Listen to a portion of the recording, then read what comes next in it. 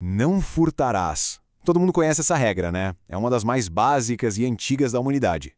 Mas olha, hoje a gente vai fundo para descobrir que por trás dessas duas palavrinhas existe um universo de significado. Um que pode, de verdade, transformar o jeito como a gente vive em comunidade. Ok, vamos pensar nisso juntos. E se esse mandamento não for só sobre não pegar o que não é nosso? E se ele for, na verdade, um pilar essencial para a sociedade inteira funcionar? É essa a grande pergunta que vai guiar nossa análise hoje. Essa regra tão antiga conversa diretamente com o nosso presente. É só olhar para histórias de exploração, como a do Brasil, para perceber que a raiz do problema vai muito além de sistemas políticos ou econômicos. O negócio é mais fundo. Toca em algo lá no coração humano, sabe? Uma tendência que esse mandamento já tentava corrigir desde o comecinho. Para a gente entender a profundidade real desse mandamento, a gente precisa fazer uma pequena viagem no tempo. Vamos voltar lá para a origem, para o contexto original dele, e ver como essa peça se encaixa no grande quebra-cabeça que são os 10 mandamentos. Então, os 10 mandamentos têm basicamente dois focos. Os primeiros mandamentos, eles organizam a nossa relação com Deus, é o eixo vertical. Já os seguintes organizam a nossa relação uns com os outros, o eixo horizontal. E faz todo sentido, né? Respeitar a propriedade de alguém é uma consequência direta de amar essa pessoa. Agora pensem no impacto disso para o povo de Israel naquela época. Eles tinham acabado de sair de um sistema onde absolutamente tudo era roubado deles. A liberdade, o fruto do trabalho, a própria vida. Para eles, esse mandamento não era uma regrinha qualquer.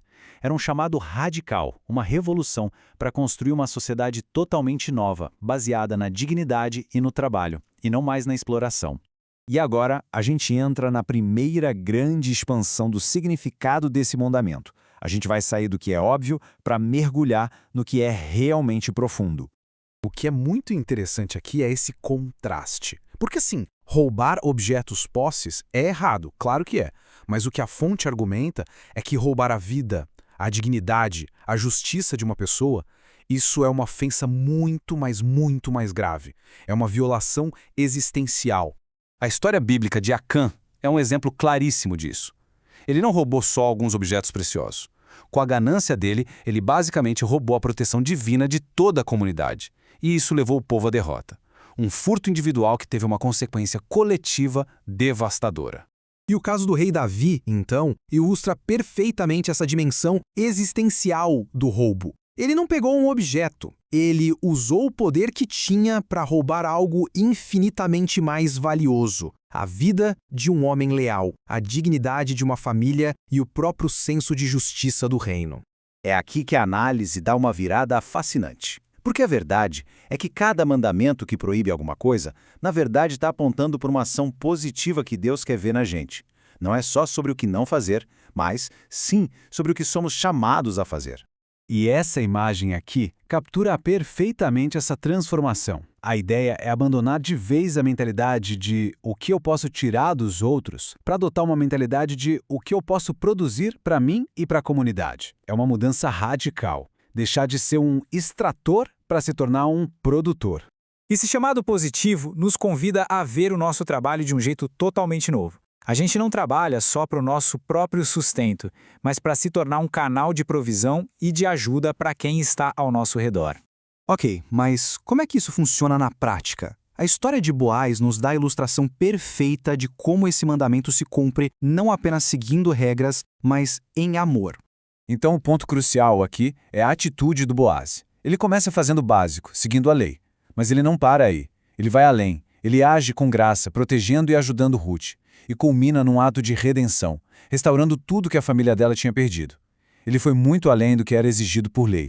O que Boaz demonstra é o que a gente pode chamar de generosidade proativa. Não é só dar uma esmola quando alguém pede, é procurar ativamente, por iniciativa própria, formas de restaurar a dignidade e a capacidade produtiva das pessoas.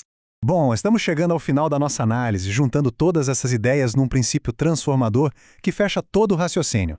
Aqui a gente vê duas visões de mundo completamente opostas sobre dinheiro e posses. Uma diz, acumule para se proteger. A outra diz, use o que você tem para abençoar os outros. E o princípio de não furtarás, quando entendido profundamente, nos leva direto para essa segunda lógica, que é um chamado à generosidade radical. Então, o que a gente tira de tudo isso? Primeiro, A batalha começa dentro da gente, no coração. Segundo, a mudança de verdade acontece quando a moralidade deixa de ser uma lista de regras e vira uma resposta de amor a Cristo. E, finalmente, o objetivo de tudo isso é viver de forma generosa. E essa citação, nossa, ela resume todo da maneira mais poderosa possível.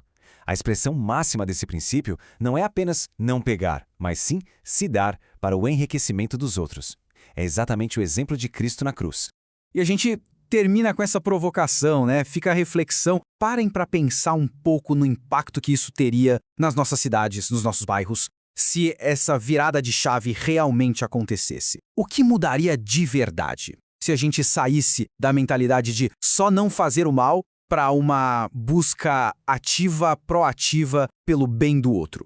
A resposta para isso, nossa, ela pode transformar absolutamente tudo